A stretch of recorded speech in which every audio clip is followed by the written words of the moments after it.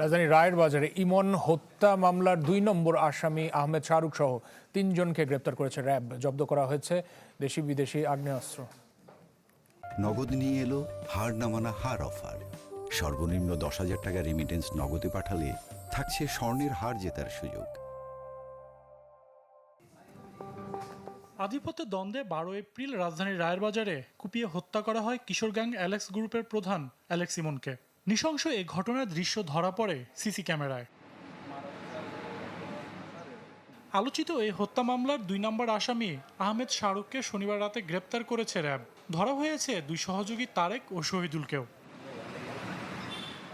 RAB জানায়, গ্রেপ্তার আসামিদের দেয়া তথ্যে রায়ের বাজারে একটি বাড়ি থেকে জব্দ করা হয়েছে দেশি বিদেশি আগ্নেয়াস্ত্র, যার মধ্যে আছে পিস্তল, রিভলভার, তাজা গুলি, গান পাউডার ও সামুরাই।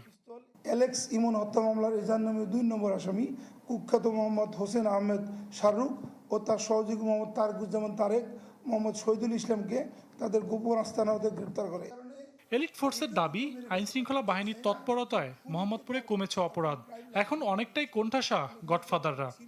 যে মদতদাতা যারা, তারা এখন সাবধান হয়ে যাবে।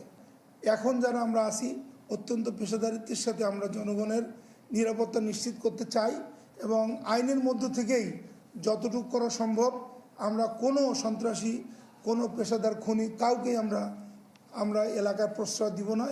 অ্যালেক্স ইমন হত্যাকাণ্ডে এজাহার নামিয়েও ৬ জন সহ এ পর্যন্ত গ্রেপ্তার হয়েছে ১১ জন। ২৬ তারিখ র্যাব 2 এর নিজস্ব সজল সাইক, চ্যানেল 24, ঢাকা।